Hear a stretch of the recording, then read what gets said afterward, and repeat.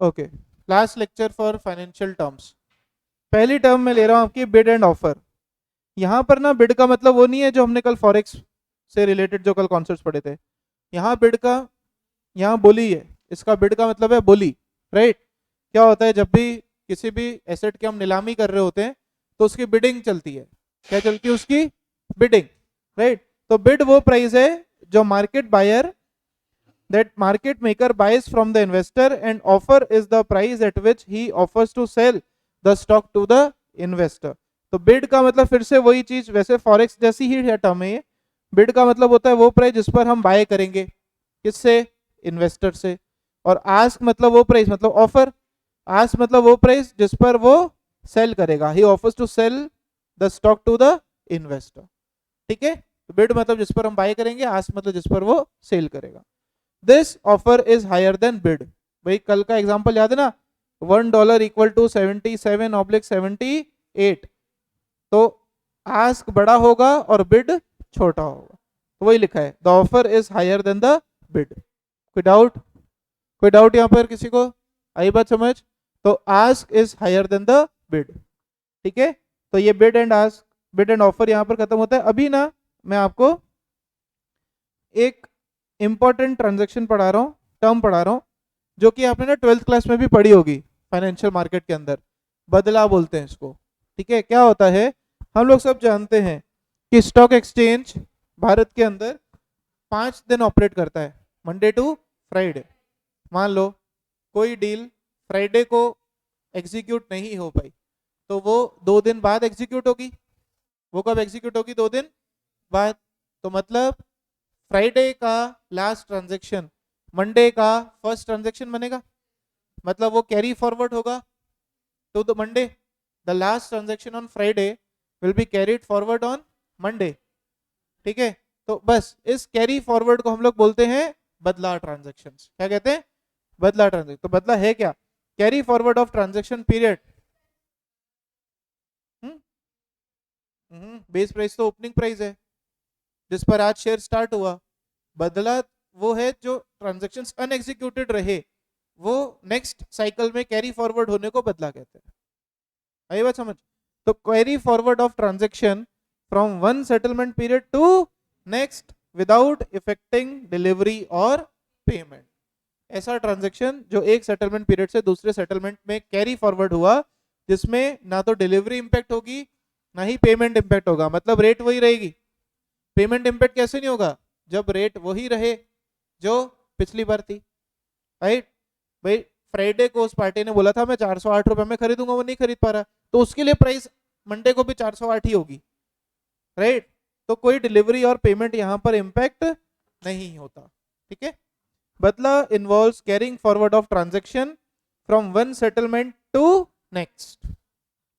The carry forward is done at the making up price, which is usually the closing price of the last day of settlement। कुल मिलाकर के Friday का जो last price था वो ही transaction Monday का first price होगा, और उस पर प्री ओपनिंग सेशन में इन्वेस्टर को राइट दिया जाएगा कि आपको कैंसिल तो नहीं करना है 9:15 से 10:15 तक।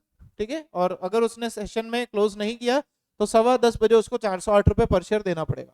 ये सुनो, इसको हम कहते हैं बदला ट्रांजेक्शन्स। क्या कहते हैं? बदला ट्रांजेक्शन। तो कैरी फॉरवर्ड इज डन, ये हम पढ़ चुके हैं। अब बदला transaction attracts the following charges. पहला तो मार्जिन मनी आपको देनी पड़ेगी, specified by the stock exchange board. Margin money एक प्रोटेक्शन मनी होती है, अननेसेसरी शेयर का प्राइस डिक्रीज ना हो, इंक्रीज ना हो, उसके लिए आपको कुछ अमाउंट मार्जिन मनी में रखना पड़ता है। तो एक तो मार्जिन मनी आपको देनी पड़ेगी, दूसरा आपको ना बदला चार्जेस कई बार आपको पे करने पड़ सकते हैं, जिसको हम कहते हैं कॉन्टेंगो। क्या कहते हैं? कॉन्टेंगो और बदला charges determined on the basis of demand and supply forces. ठीक है, तो एक आपको कॉन्टेंगो चार्जेस देने पड़ेंगे। तो सर फिर हम फ्राइडे को तो कभी ट्रांजेक्शन करेंगे ही नहीं, हमारे कॉन्टेंगो चार्जेस बचाने के लिए। हाँ, तो मत करो ना, तुमको किसने बोला कि फ्राइडे को ही करो? मंडे को स्टॉक स्टार्ट हो रहा है, मंडे को करो तुम ट्रांजेक्शन। तो कॉन्टेंगो चार्जेस सिर्फ उन केसेस में लगेंगे जो बदला ट्रांजेक्शन होते हैं, उन पर कॉन्टेंगो या बदला चार्जेस अप्लाई होते हैं on the basis of demand and supply forces. कॉन्टेंगो charges भी डिमांड और सप्लाई फोर्सेस के हिसाब से डिटरमाइन होंगे। हाँ, वापस बताओ। देखो, मार्जिन मनी का जो सिंपल मैकेनिज्म है वो कुछ इस तरीके से होता है।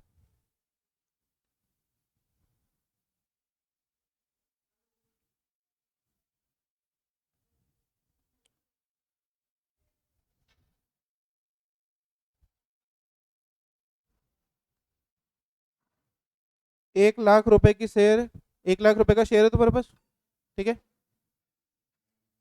मार्जिन मनी इसका तुमको देना पड़ेगा कम से कम 10%, मतलब 10,000, ठीक है। ये एक एस्टिमेटेड रेट है मार्जिन मनी, ठीक है। अभी क्या होगा, अगले दिन ये 1 लाख का डिफरेंस हो गया 1,08,000 रुपए, कितना हो गया तुम्हारा इन्वेस्टमेंट बढ़ा। तो इधर वो मार्जिन मनी में +8,000 कर देंगे, तो अभी टोटल मार्जिन मनी कितना हो गया 18। पर अगर उसके दिन अगर ये शेयर 95,000 हो जाए, कितना हो जाए, मतलब 13,000 से कम हुआ, तो ये मार्जिन मनी वो 13,000 से कम कर देंगे, तो फिर मार्जिन मनी कितनी होगी 5,000। अब मान लो मिनिमम मार्जिन तुमको 15,000 का रखना हो, तो तुमको 10,000 रुपए इसमें कैश डालना पड़ेगा। क्या डालना पड़ेगा, कैश डालना पड़ेगा तुमको 10,000 रुपए, ताकि ये मार्जिन मनी वापस कितनी हो जाए 15, ठीक है।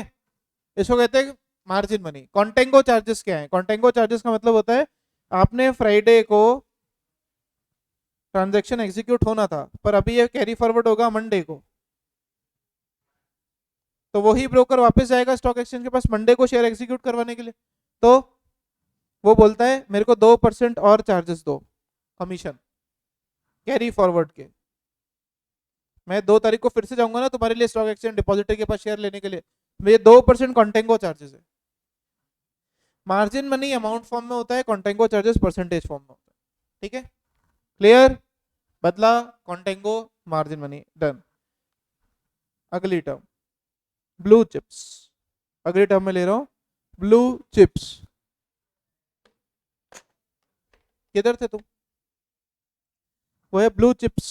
ब्लू चिप्स बहुत भयंकर कंपनीज होती है, इनका शेयर इतना मस्त होता है, और इतनी ये कंपनी फाइनेंशियली साउंड कंपनीज हैं कि इनका बहुत इंप्रेसिव रिकॉर्ड है, एक तो अर्निंग्स का और दूसरा डिविडेंड पेमेंट का।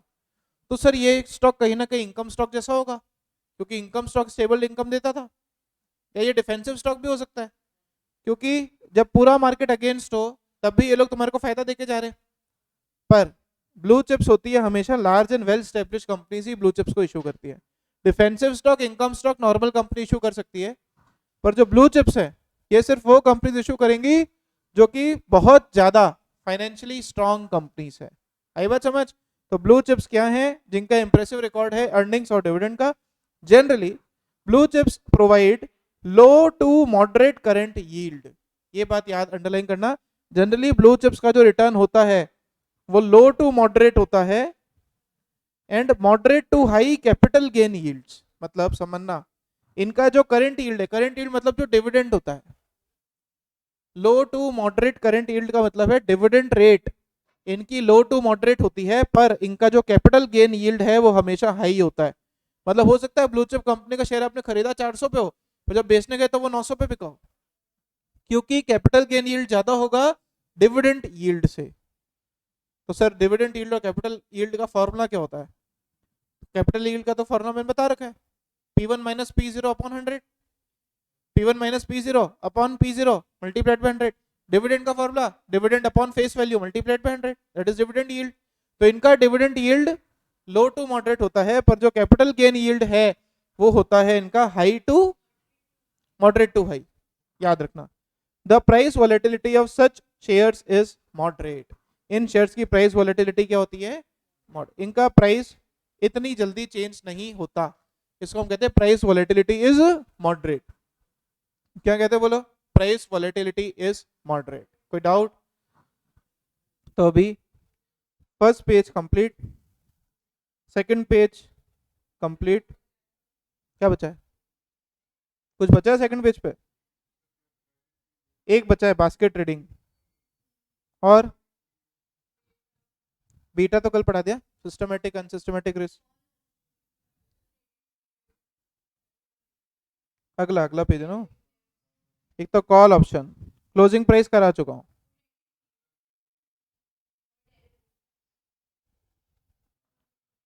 क्रेडिट पीरियड डेरिवेटिव्स और लास्ट में एक बचा है out of the money, strike price, yield to call. Zero को ओपन तो आई थिंक करा दिया होगा।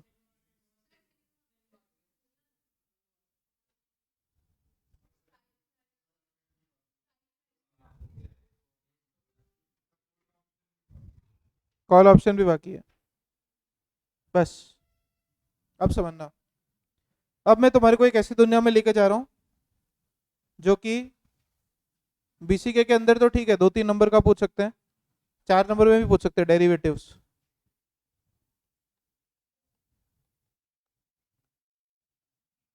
पर इसको समझने के लिए आज की लगभग 30 मिनट्स जाने वाले हैं हमारे। 5-6 टर्म्स अभी कवर होंगी, डेरिवेटिव्स कवर होगा, कॉल ऑप्शन कवर होगा, पुट ऑप्शन कवर होगा, स्ट्राइक प्राइस कवर होगी, और एक जो आउट ऑफ द मनी जो तुमने अभी बोला उसको समझाने के लिए एक चार्ट बनाना पड़ेगा मेरे को। तो कुल मिलाकर के आज की क्लास का रहस्य यही है, डेरिवेटिव्स। अच्छा हुआ तुम्हारा डोसा पहले खत्म हो गया, वरना अगर इसमें उड़ जाते तो खत्म थे डेरिवेटिव्स। और इसीलिए मैंने इसको अभी शुरू में नहीं लिया। डेरिवेटिव्स, डेरिवेटिव्स क्या है? डेरिवेटिव्स वो कॉन्ट्रैक्ट्स होते हैं, डेरिवेटिव्स वो इंस्ट्रूमेंट्स होते हैं जिनकी वैल्यू किसी दूसरे अंडरलाइंग से डिराइव होती है। ठीक है, समझ में नहीं आया होगा भी बताता हूं। मैंने एक कॉन्ट्रैक्ट किया, क्या किया? कॉन्ट्रैक्ट कि भैया कल बारिश होगी। ठीक है, मैंने धनिष्ठा से कॉन्ट्रैक्ट किया कि देखना कल बारिश होगी। धनिष्ठा ने कॉन्ट्रैक्ट किया होगा कि कल बारिश नहीं होगी। हाँ हाँ, स्पेकुलेशन का ही फॉर्म है डेरिवेटिव। मतलब अभी इस कॉन्ट्रैक्ट की वैल्यू डिपेंड करती है किसी फ्यूचर इवेंट पर। ठीक है, और हम में ये एग्री हुआ कि अगर कल बारिश हुई तो मैं धनिष्ठा मुझे 500 रुपये देगी, और अगर नहीं हुई तो मैं इसे 500 रुपये दूंगा। मतलब आज की तारीख में इस कॉन्ट्रैक्ट की वैल्यू क्या है? 0। पर अगर कल बारिश हुई तो मुझे 500 मिलेंगे, और कल बारिश नहीं हुई तो इनको 500 पे करने। तो इस कॉन्ट्रैक्ट की वैल्यू किस पर डिपेंडेंट है, किस इवेंट पर डिपेंडेंट है? इस फ्यूचर इवेंट को हम बोल सकते हैं अंडरलाइंग। क्या बोल सकते हैं? अंडरलाइंग। तो बस यही कॉन्सेप्ट होता है डेरिवेटिव्स का। वो चीज, वो सिक्योरिटी जिसकी वैल्यू किसी दूसरी सिक्योरिटी पर डिपेंड होती है, इसको हम कहते हैं डेरिवेटिव्स। क्या कहते हैं बोलो? तो डेरिवेटिव्स वो कमोडिटीज है जिनकी खुद की कोई वैल्यू नहीं है, जिनकी खुद की कोई वैल्यू नहीं है, पर ये अपनी वैल्यू किसी दूसरे कमोडिटी से डिराइव करते हैं, इसे कहते हैं डेरिवेटिव। क्या कहते हैं? डेरिवेटिव। भारत में डेरिवेटिव 4 तरीके के होते हैं। ठीक है, चारों तो नाम मैं आपको बताऊंगा नहीं, सिर्फ 2 नाम अभी बता रहा हूं जो कि तुम्हारे काम आएंगे। एक तो होते हैं फ्यूचर्स। क्या होते हैं? एक तो होते हैं फ्यूचर्स, फ्यूचर कॉन्ट्रैक्ट। एक क्या होते हैं? फ्यूचर। जैसे ये मेरे एग्जांपल में कौन सा कॉन्ट्रैक्ट था? फ्यूचर। ये कल का कॉन्ट्रैक्ट है ना, कल बारिश होगी तो 500 मिलेंगे, नहीं तो मुझे 500 पे करने। तो एक तो होते हैं फ्यूचर्स, एक होते हैं ऑप्शंस। क्या होते हैं? ऑप्शंस। ठीक है, अभी डेरिवेटिव समझ में आया कि नहीं? ये डेरिवेटिव समझ आया? साथ साथ कॉपी जरूर करते जाना। ठीक है, अब हम समझेंगे ऑप्शंस क्या होते हैं। फ्यूचर तो ऊपर समझा दिया, फ्यूचर कहाँ समझाया मैंने? ये अभी बता रहा हूं ऑप्शंस क्या है। ऑप्शन का मतलब होता है एक ऐसा कॉन्ट्रैक्ट, ऑप्शन का मतलब होता है ऐसा एक कॉन्ट्रैक्ट जो आपको या तो कोई राइट देता है। क्या देता है? राइट, अधिकार। या फिर आपको वो देता है लायबिलिटी। क्या देता है? Liability. That gives a right और ऑब्लिगेशन टू एनी पार्टी कि उसको कोई भी फ्यूचर कॉन्ट्रैक्ट सेटल करना पड़ सकता है, उसे हम कहते हैं ऑप्शन। क्या कहते हैं? बेसिकली ना ऑप्शंस है क्या, these are such derivative contracts, these are such derivative contracts in which one party,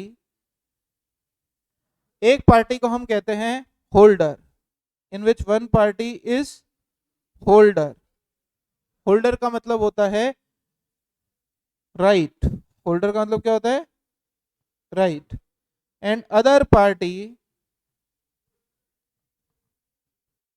is seller, seller का मतलब होता है राइटर, क्या होता है राइट। अभी धीरे धीरे समझाऊंगा, अभी इसका प्रैक्टिकल क्वेश्चन लूंगा तो समझ में आएगा, बट अभी के लिए डेरिवेटिव समझ में आया कि नहीं। डेरिवेटिव क्या है, ऐसा कॉन्ट्रैक्ट जिसकी वैल्यू किसी फ्यूचर कॉन्ट्रैक्ट से, जिसकी वैल्यू किसी दूसरे कॉन्ट्रैक्ट से क्या होती है डिराइव होती है। तो derivative is such a contract whose value is derived from an underlying. एक बार इतना कॉपी करो है ना, फिर आगे बढ़ते हैं।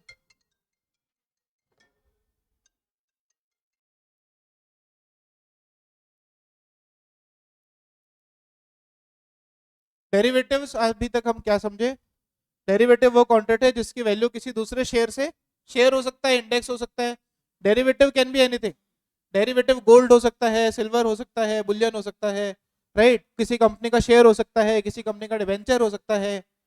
तुम भी डेरिवेटिव हो सकते हो।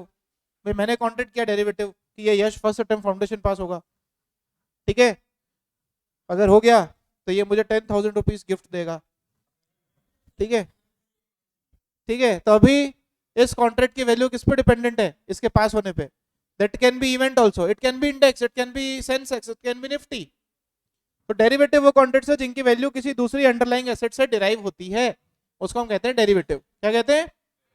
ऑप्शंस क्या है, ऑप्शंस वो कॉन्ट्रैक्ट होते ही डेरिवेटिव कॉन्ट्रैक्ट्स ही हैं जिसके अंदर एक पार्टी होती है ऑप्शन होल्डर, क्या होती है ऑप्शन होल्डर, जिसके पास में राइट होता है, अधिकार होता है, और दूसरी पार्टी होती है सेलर, जिसके पास में जो ऑप्शन को राइट करता है, क्या करता है राइट। दूसरी बात यहां पर आपको समझनी है कि जो ऑप्शन होल्डर है, जो आपका ऑप्शन होल्डर है, उसने क्योंकि अधिकार खरीदा है, और अधिकार खरीदने का लगता है प्रीमियम, क्या लगता है प्रीमियम। आज आप कोई भी अधिकार खरीदो, आप कोई पेन खरीदो तो पैसे दोगे ना मुझे, है ना। तो ऑप्शन होल्डर के पास में क्योंकि राइट होता है, क्या होता है राइट, तो ये इस राइट को खरीदने का हमेशा एक प्रीमियम पे करता है, क्या करता है प्रीमियम पे करता है। पर जो हमारा ऑप्शन राइटर है, ये सारे काम, ये सारे नॉलेज सीए फाइनल लेवल पे बहुत इंपॉर्टेंट है। वहां पे टीचर्स इन टर्म्स को पढ़ाते तक नहीं है, वो डायरेक्ट न्यूमेरिकल क्वेश्चंस पे चले जाते हैं, ये मान के कि तुमने बीसीके में पढ़ा है, ठीक है।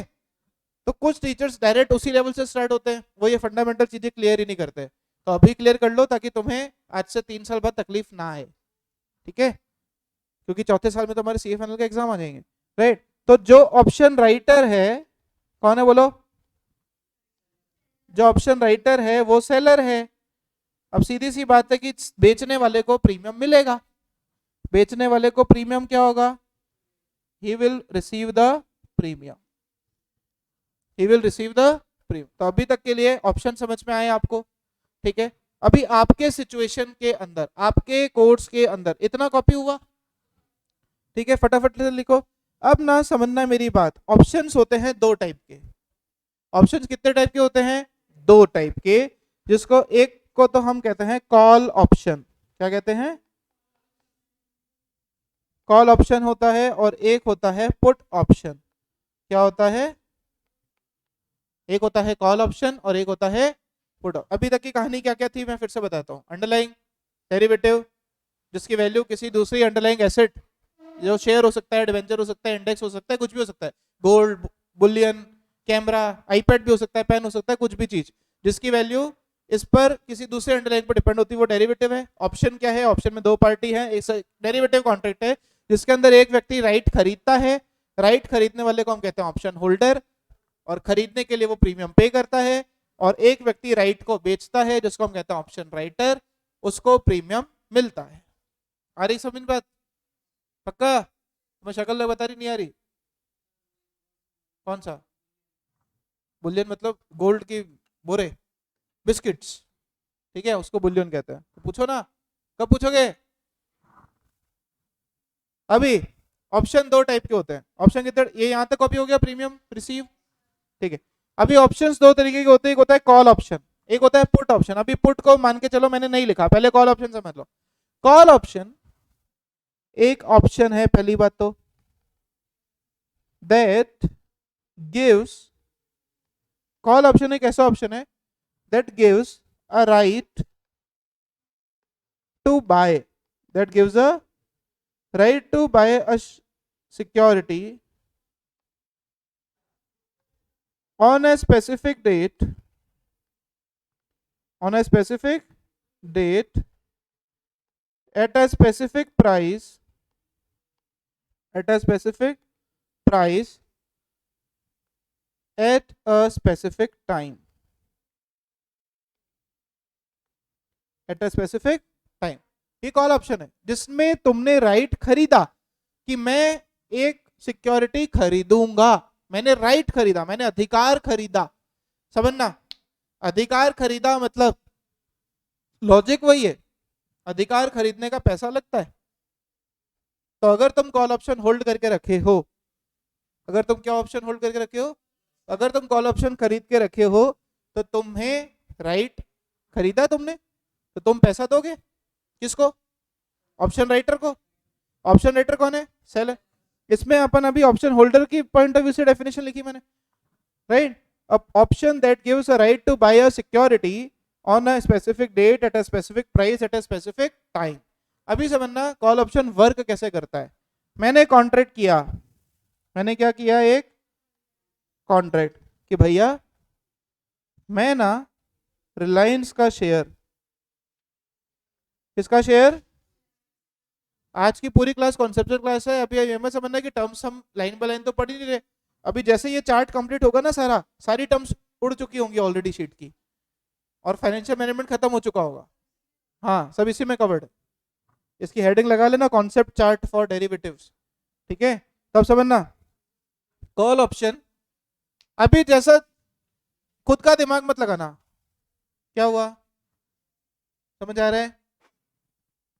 हाँ, नहीं आ रहा है? नहीं आ रहा हो तो बोलो, क्या है कॉल ऑप्शन?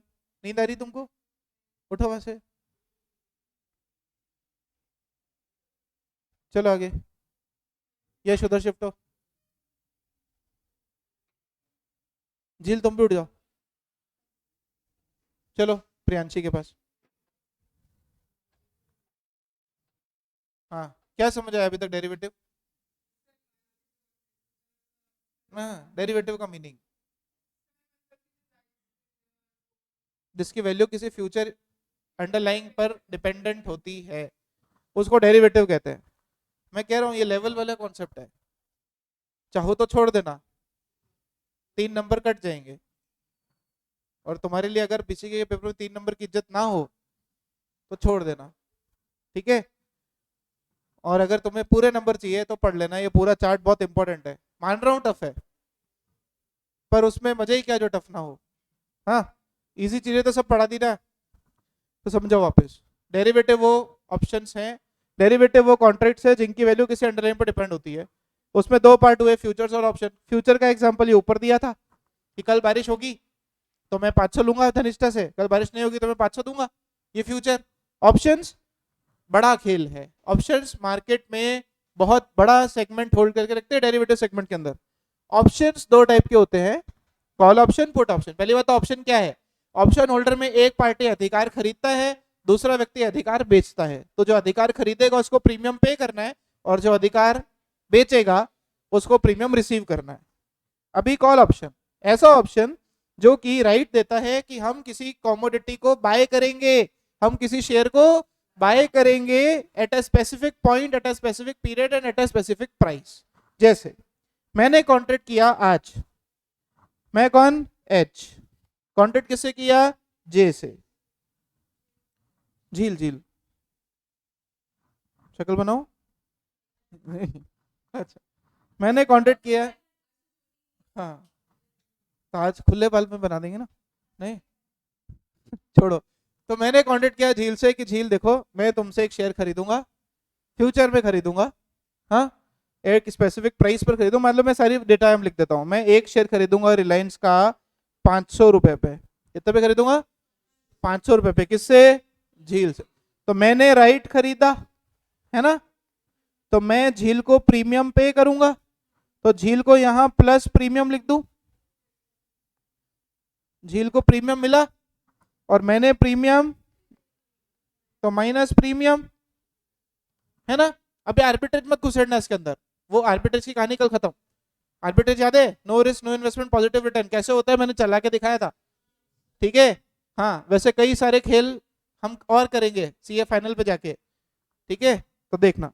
तो मैंने राइट खरीदा मतलब मैंने प्रीमियम माइनस किया, मेरी बुक्स में प्रीमियम पे हुआ, झील की बुक्स में प्रीमियम इनकम रिकॉर्ड हुई।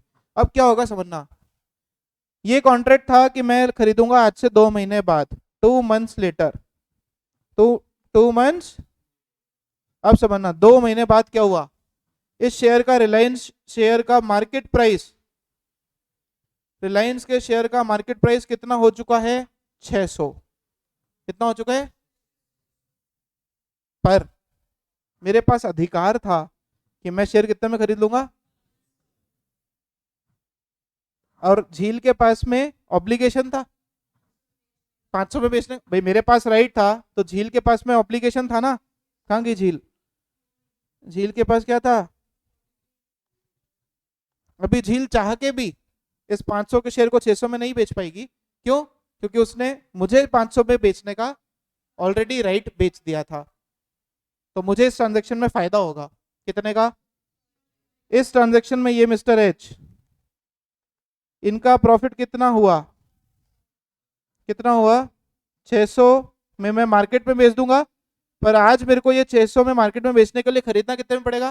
500। तो मेरा 100 रुपए का क्या होगा, और इन मैडम का 100 रुपए का नहीं, इनको 5 रुपए प्रीमियम ऊपर मिल गए थे। प्रीमियम मान लो इनको 10 रुपए मिले, मान लो ये जो प्रीमियम मैंने इनको पे करा वो कितने रुपए पे करा? 10। और मैंने 10 रुपए प्रीमियम पे करा था, तो मेरा इधर प्रॉफिट अभी कितना हुआ? 90। और इन मैडम का लॉस कितना हुआ? इन मैडम का लॉस कितना हुआ? 90 का लॉस। इनका 90 का क्या हो गया?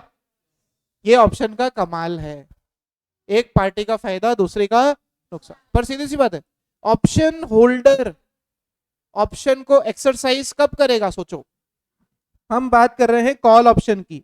किसकी बात कर रहे हैं? और ये पूरा एग्जांपल अभी कॉल ऑप्शन का था। कॉल ऑप्शन में कब एक्सरसाइज करूंगा?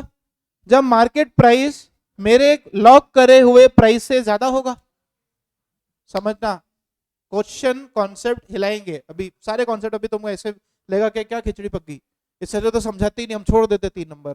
3 नंबर का रिश्ता हम सीए एग्जाम में ले ही सकते थे, नहीं तो समझो। कॉल ऑप्शन में मैंने क्या प्राइस लॉक करा अंशुल? 500, कि मैं 500 में खरीदूंगा। सीधी सी बात है, अगर ये शेयर 400 का हो जाता तो मैं क्यों खरीदता, क्यों खरीदूं? तो हमेशा याद रखना, कॉल ऑप्शन तभी एग्जीक्यूट होगा जब आपका लॉक किया हुआ प्राइस से मार्केट प्राइस ज्यादा हो। सीधी सी बात है ना। अरे इस ट्रांजेक्शन में मेरे को फायदा कब है? जब 500 से प्राइस ऊपर हो मार्केट में, तभी तो मैं 500 में खरीद के 600 में बेचूंगा, तभी तो फायदा होगा ना। पर अगर मैं कहता हूं ये मार्केट प्राइस होता 400, कितना होता, तो मेरा कॉल ऑप्शन में एक्सरसाइज ही नहीं करता, उस समय फिर मेरा लॉस हो जाता, जो भी मैंने प्रीमियम पे करा वो। आई बात समझ? तो कॉल ऑप्शन व्यक्ति कब एक्सरसाइज करता है? जब मार्केट प्राइस शेयर का ज्यादा हो। आई बात समझ? आई बात समझ? तो ये था कॉल ऑप्शन, इसको कॉपी कर लो, ठीक है। मैं फिर आपको पुट ऑप्शन समझाता हूं फटाफट, उसके लिए हम इंक अलग ले लेंगे। We don't have any shortage of ink in this iPad, so many colours we have. Okay, तो कॉल ऑप्शन समझ आया? एक बार कॉल ऑप्शन पूरा कॉपी करके रखो। हाँ, नहीं आएगी क्योंकि तुम्हारे पास ऑब्लिगेशन नहीं था, तुम्हारे पास क्या था? राइट। हाँ बेचना ही पड़ेगा, वो ऑब्लिगेशन है, ठीक है। हाँ, अगर प्राइस 600 से ज्यादा हुआ तब, वरना ये क्या करेगी, 600 में मार्केट में बेच देगी। पर एक व्यक्ति ऑप्शन को एग्जीक्यूट करेगा तो सामने वाले को भी एग्जीक्यूट करना पड़ेगा। मैं एग्जीक्यूट कब करूंगा ऑप्शन को, जब मार्केट प्राइस ज्यादा हो स्ट्राइक प्राइस से। अच्छा समझना, अब आगे की दो टर्म्स और लॉक हो खत्म हो जाती है कि ये जो 500 का प्राइस था इसको हम कहते हैं स्ट्राइक प्राइस। क्या कहते हैं? बेसिकली स्ट्राइक प्राइस वो प्राइस होता है जो आपने लॉक किया है, जो आपने, और इस 600 को क्या बोलते हैं, मार्केट प्राइस। क्या कहते हैं? तो हमेशा याद रखना, अभी मैं यहां पर नीचे रूल लिख रहा हूं, कॉल ऑप्शन कब एक्सरसाइज होगा, एक्सरसाइज मतलब कब एग्जीक्यूट होगा। कॉल ऑप्शन एक्सरसाइज होता है कब, जब स्ट्राइक प्राइस मार्केट प्राइस से कम हो। ये सुनो, मतलब कॉल ऑप्शन फायदा कब देगा, जब स्ट्राइक प्राइस मार्केट प्राइस से कम हो। और अगर मान लो स्ट्राइक प्राइस मार्केट प्राइस से ज्यादा है तो ऑप्शन एग्जीक्यूट ही नहीं होगा। उस समय ऑप्शन होल्डर का नुकसान सिर्फ कितना होगा, प्रीमियम पेड। सिर्फ क्या होगा, प्रीमियम पेड। फटाफट कॉपी करो जल्दी से, फास्ट कॉपी फास्ट, अभी क्लास बाकी है बहुत, ठीक है।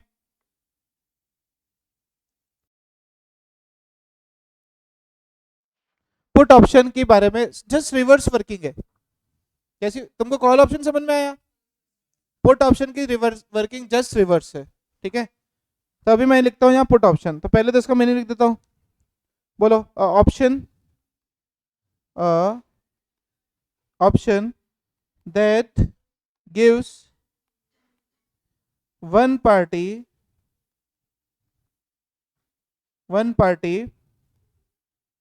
a right to sell, either right to buy, either right to sell a security,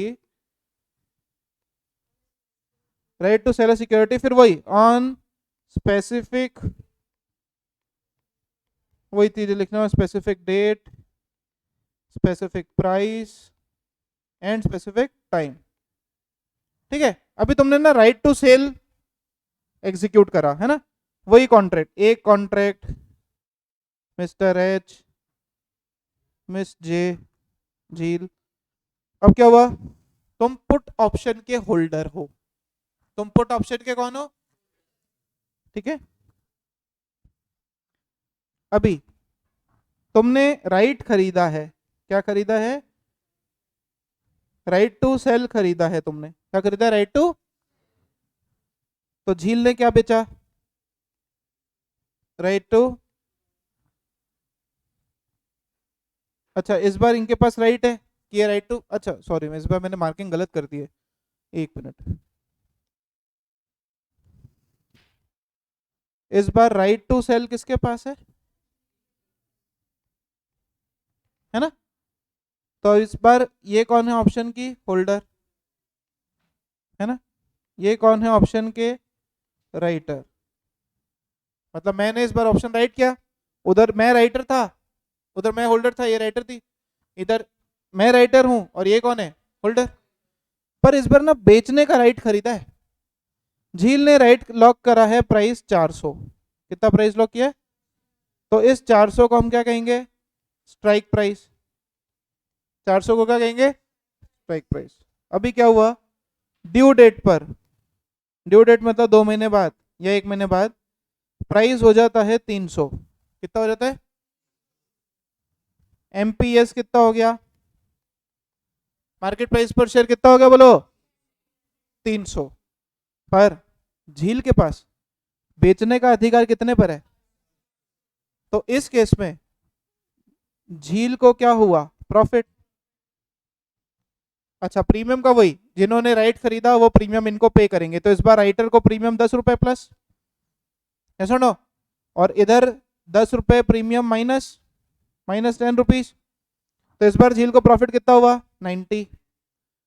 और मुझे, मैं मार्केट में शेयर कितने में बेच सकता था,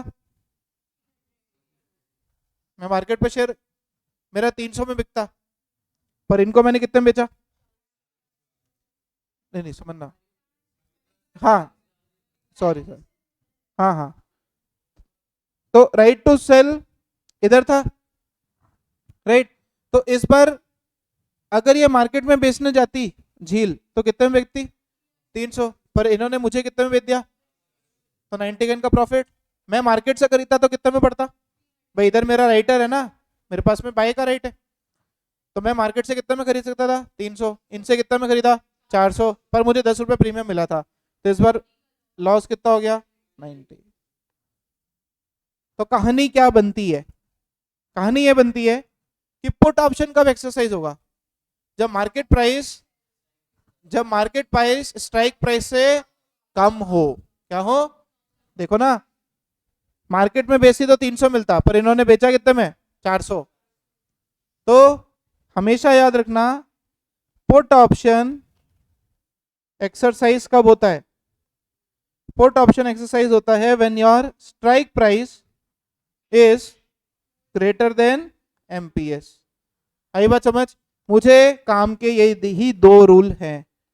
अगर ऊपर का सारा एनालिसिस तुम डेमोन्स्ट्रेट ना भी कर पाओ, करना भी नहीं चाहिए, क्योंकि फाउंडेशन लेवल पे एमसीक्यू है।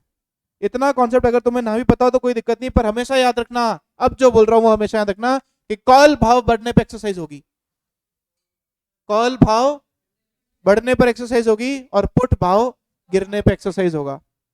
मतलब कॉल ऑप्शन फायदा कब देगा, जब market price is higher than strike price, और पुट ऑप्शन फायदा कब देगा, जब market price is lower than higher strike price. वापस से, कॉल ऑप्शन कब फायदा देगा, market price is higher than strike price. Put option फायदा कब देगा, और ऑप्शन होल्डर प्रीमियम पे करता है, ऑप्शन राइटर को प्रीमियम मिलता है। बस इतना काम हो गया, मेरा ये कॉन्सेप्ट खत्म। ठीक है, अभी सिर्फ अब इनका वैल्यूएशन पार्ट बाकी है, तो वैल्यूएशन पार्ट के लिए हम कल 15-20 मिनट और देंगे, कल या परसों। अभी सर आ रहे हैं, उन्हें कुछ बात करनी है, तो आज की क्लास यहाँ खत्म होती है। ठीक है, thank you so much. Put option को कॉपी कर लो फटाफट, अगर नहीं किया हो तो जल्दी से फास्ट।